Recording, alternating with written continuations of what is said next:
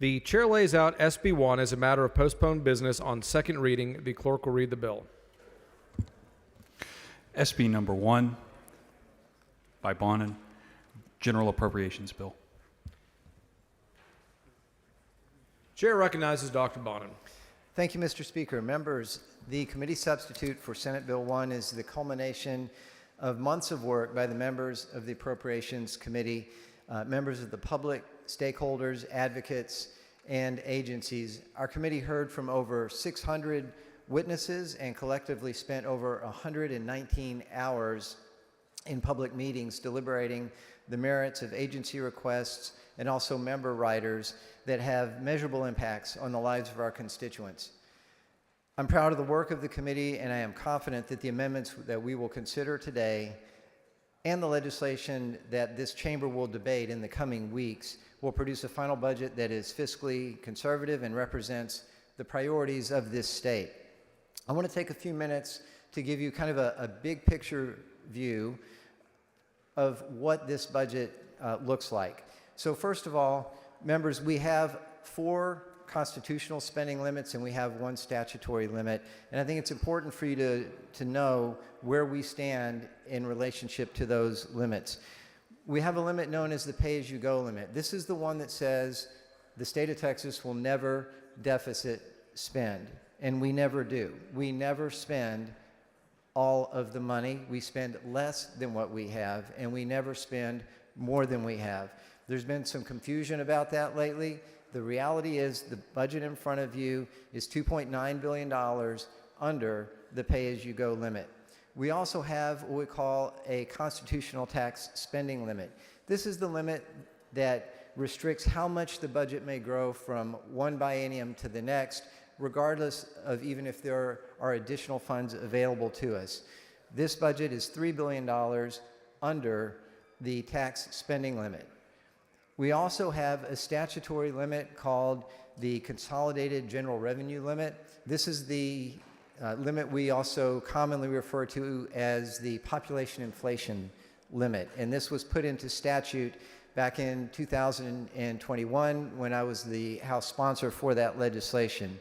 We are $16 billion underneath the Consolidated General Revenue Limit, which is the population inflation limit.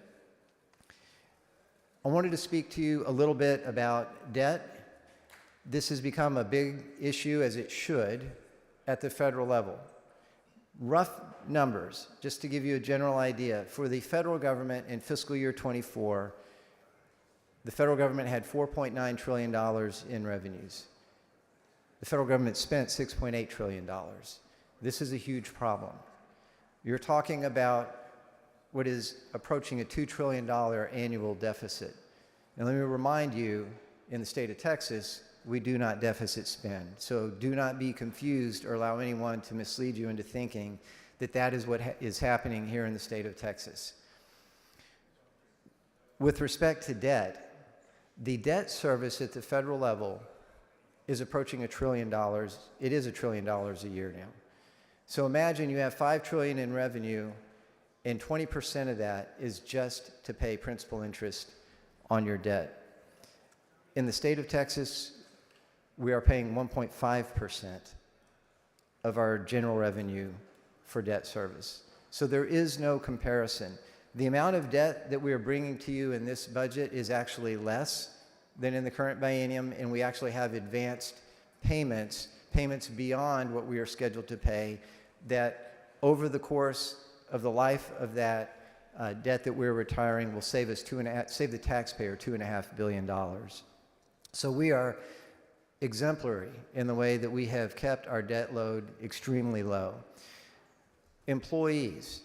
The state employee count has remained relatively flat for over a decade, actually closer to, I think, 20 years. But the state has grown. On a per capita basis, we actually have reduced the size of government from an FTE standpoint. The federal government, on the other hand, has 3 million federal employees. And keep in mind they have that $2 trillion deficit. I just think it's important to point out to you the contrast between the two, because there's some who may conflate or become confused. And when you're visiting with your constituents, you can have these facts to say, no, we are doing the right thing in the state of Texas. We are the example of how to be fiscally responsible and to meet the needs of the state. I want to also move on to talk a little bit about some of the other items that are in this budget, because we make strategic investments that will ensure our future economic success for generations to come. Property taxes, a very important issue that all of you hear about from your constituents. This budget has over $51 billion for property tax relief, primarily through property tax rate compression of maintenance and operations taxes at the local level. Of that amount, both House and Senate introduced bills included $3 billion for additional rate compression and another $3.5 billion that is contingent on legislation that we'll have an opportunity to discuss as that tax policy comes to the floor. So to be clear, what we are doing today does not define or constrict what we do from a tax policy standpoint. This creates some basic parameters for where we are, but you are going to have legislation coming to the floor for discussion, for debate and approval that we'll also work with our colleagues from the Senate to finally pass. That will determine ultimately what we have in the budget.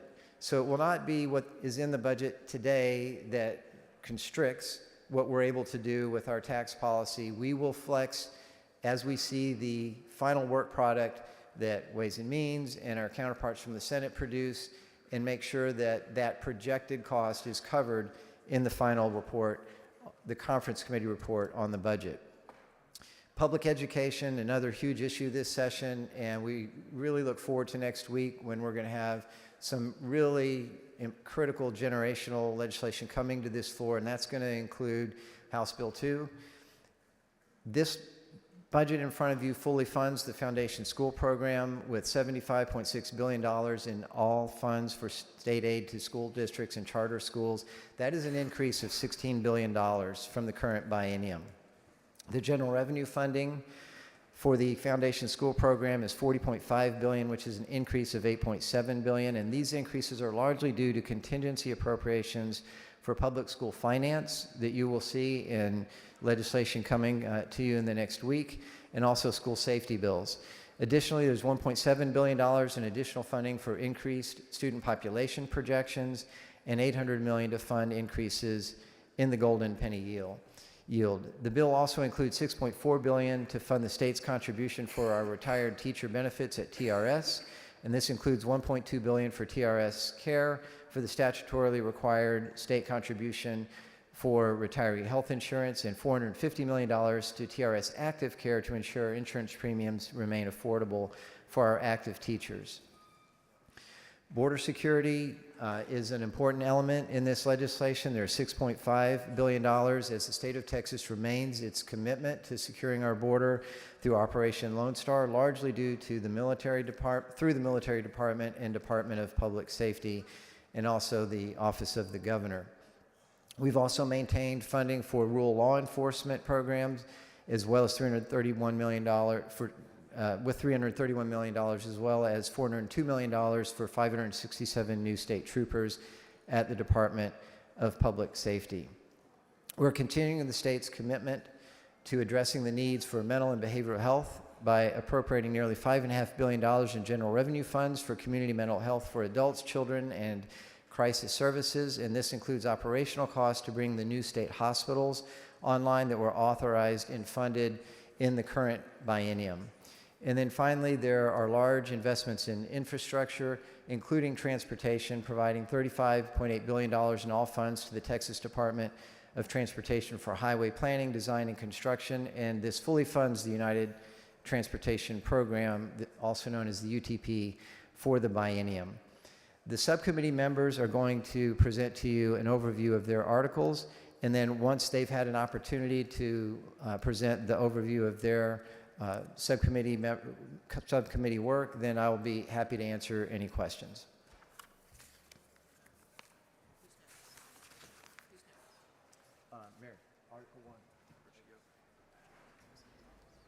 Chair recognizes Ms. Gonzalez of El Paso.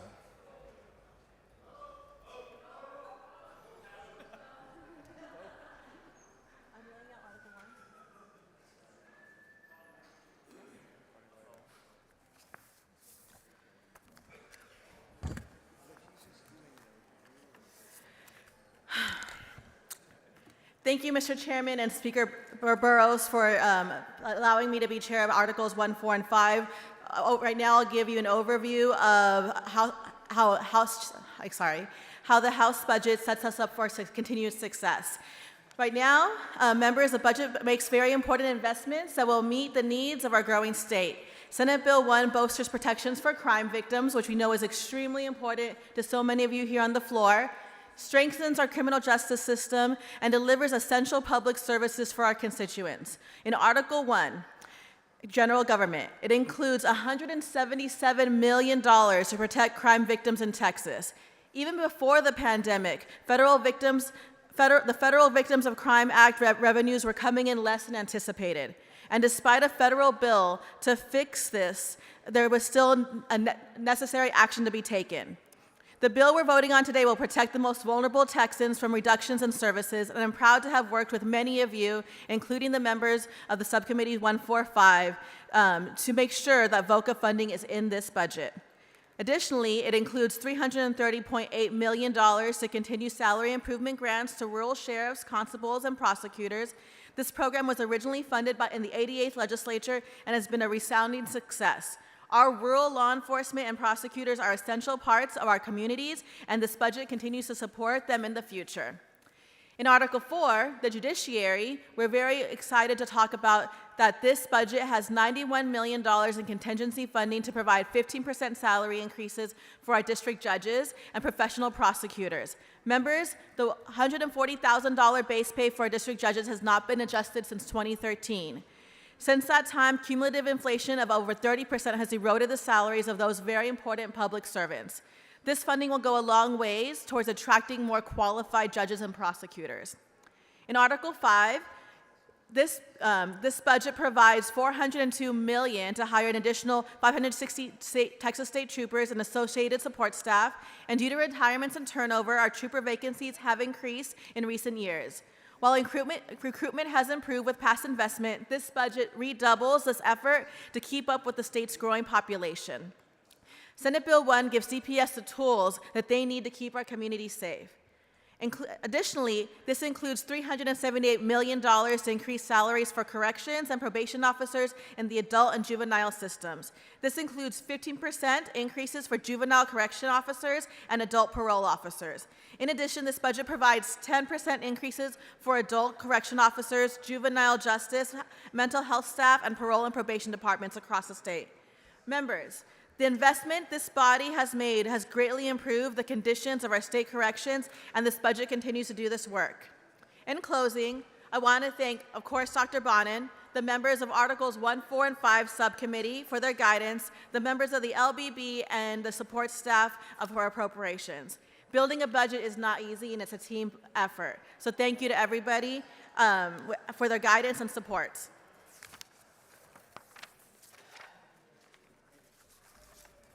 Chair recognizes Representative Ward.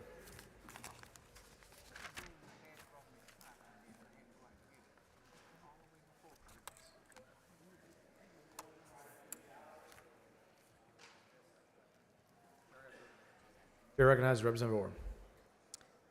Thank you, Mr. Speaker and Chairman Bonin. Members, I'd first like to thank Chairman Bonin for his leadership throughout this process. The Article 2 budget before us funds many of the House's core priorities while maintaining responsible budgeting practices. Committee substitute for Senate Bill 1 funds Medicaid at $80.6 billion in all funds for the biennium and fully funds the projected caseload growth. Additional investments were made in improving agency efficiency in Medicaid eligibility determinations to ensure that Texans that qualify are able to access benefits in a more timely manner. For personal care attendants, the budget includes $1.6 billion to increase the base wage from $10.60 per hour to $14.28 for all attendants. and $17.50 for attendance in an IDD setting, such as group homes and intermediate care facilities. Funding also provides additional service support for providers. For overall mental and behavioral health across 3 Article II agencies, the budget totals over $5 billion, including for programs related to research, prevention, and detection of mental illness, as well as treatment services. Additionally, about $240 million is appropriated to operate the new mental health beds following investments made by the 88th Legislature for state hospitals and community partners. For children's mental health, the budget includes $72.8 million for youth crisis outreach teams, which provide counseling services to youth in their own homes, schools, and communities. The budget includes $475.6 million in all funds for women's health programs, including Healthy Texas Women, family planning, and breast and cervical cancer services. This bill increases funding for about $50 million to the Medicaid waiver program, which allows Texans with disabilities to live and work in their communities instead of being institutionalized. This amounts to 1,051 additional waiver slots across the programs to move people off the sometimes year-long wait lists. For the HHSC Office of Inspector General, which identifies fraud, waste, and abuse, this bill provides an additional $10.8 million. For every dollar in state appropriations, the OIG recovers $7 through audits, investigations, and medical reviews to ensure the proper use of our taxpayer funds. I'm thankful for the opportunity to work on Article 2, especially for the targeted and thoughtful funding appropriated for women and children's health. With over 20 hours of public hearings and testimony from 150 witnesses, this committee heard from Texans across the state about their concerns. This committee took consideration of over $10.6 billion in agency requests and about $9 billion in rider requests from the members. We considered over 267 riders total.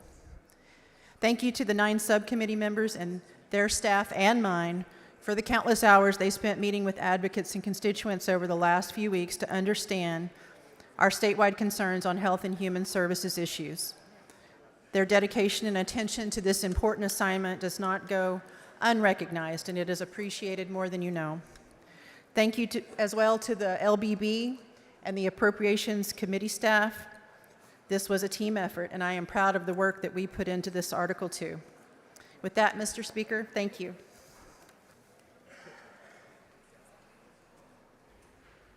Chair recognizes Mr. Kitzman.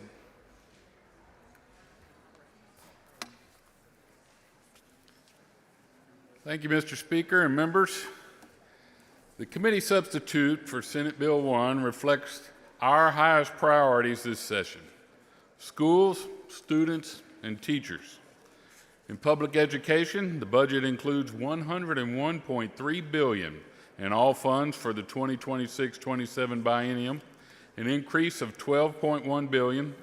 Included in that amount is $75.6 billion in all funds for the Foundation School Program alone, $16 billion over the current law entitlement to fully fund the Foundation School Program, just over $10 billion in new general revenue to fund transformational education reforms that you'll see in legislation that the House floor takes up in the coming days.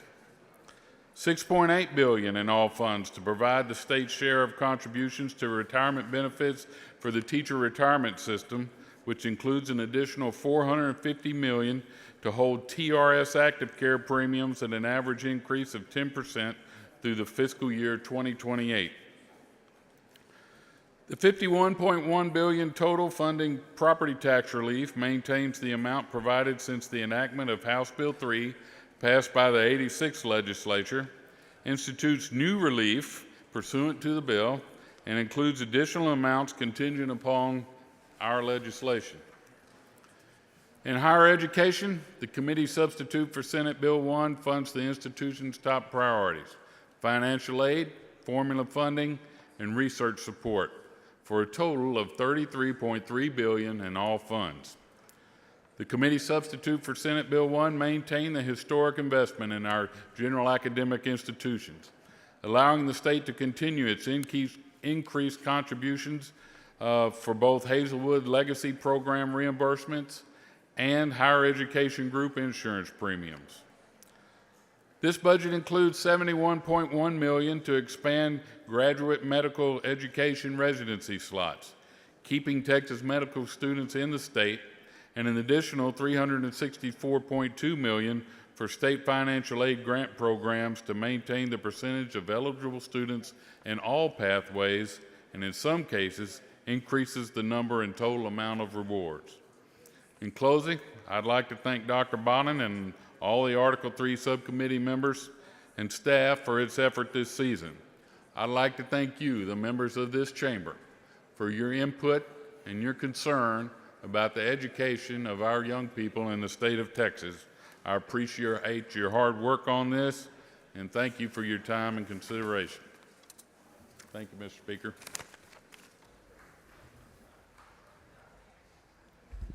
Chair recognizes Representative Wally. Thank you, Mr. Speaker.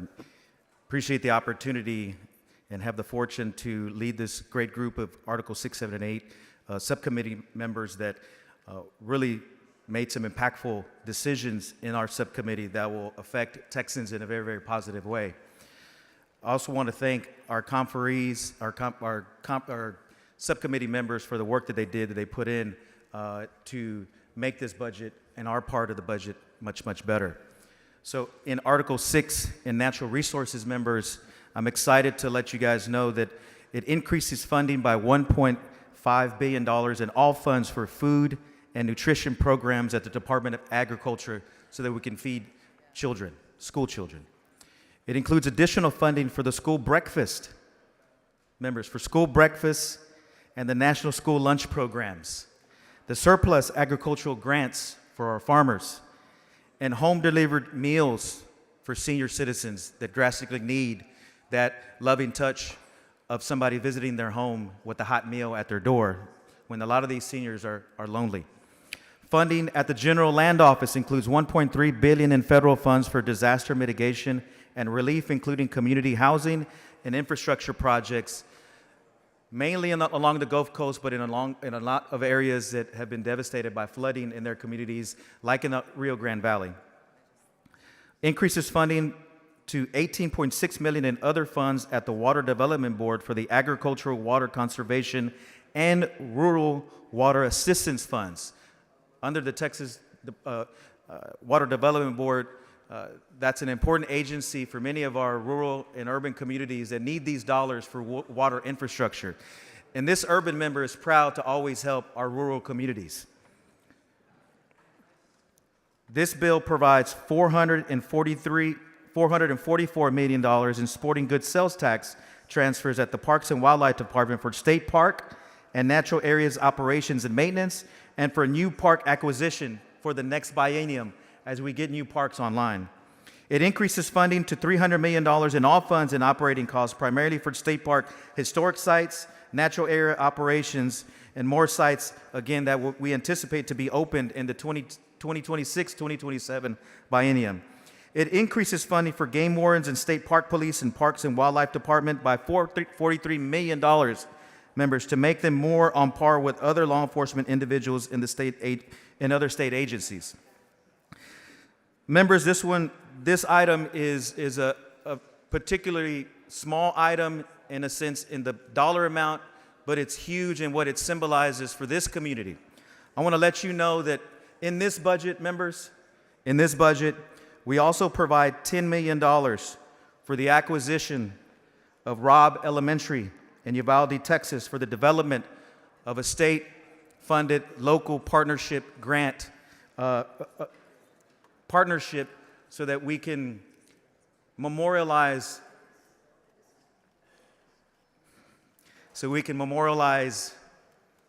the lives that were lost on that terrible day. And I'm proud that we were able to secure that $10 million in Uvalde County so that we can develop a park.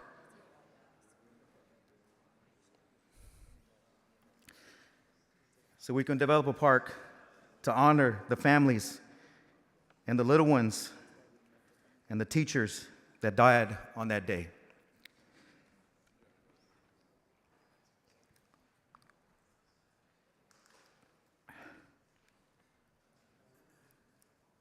I've met with these families. I met with them yesterday.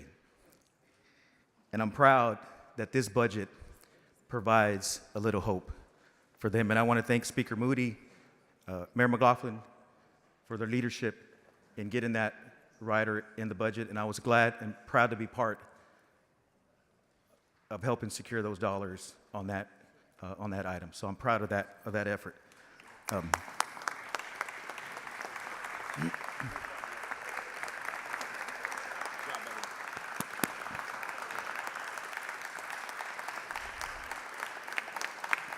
you.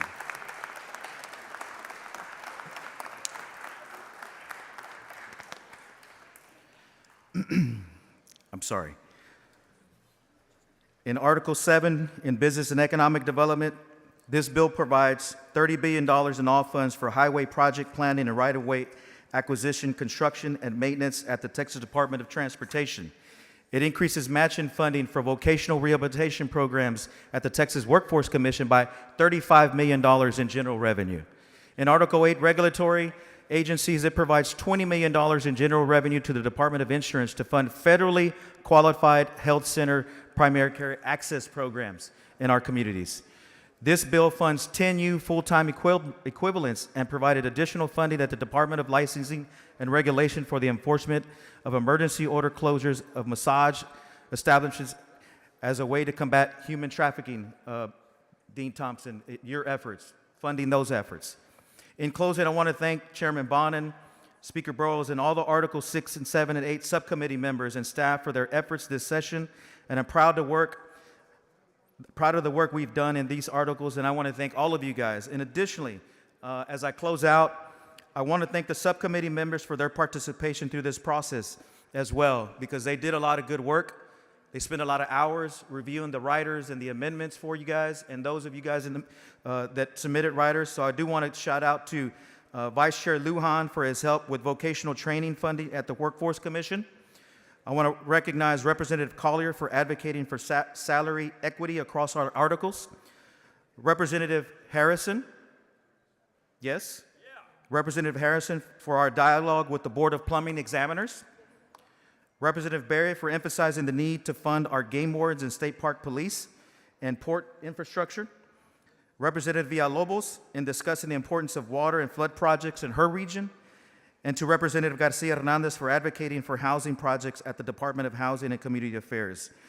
Thank you for this opportunity. And before I end, I do want to take a little personal privilege. I did not know they were going to be here, but I do have some neighbors, constituents from back home that are in the gallery.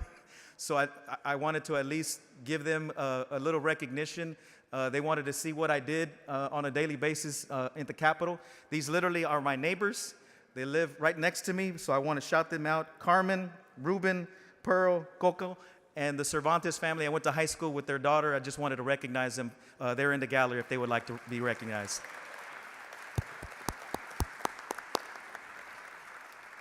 Thank you, members. Thank you, Mr. Speaker and Mr. Chairman. Members, that concludes the uninterrupted debate period. The next 20 minutes is for questions of the author and subcommittee chairs.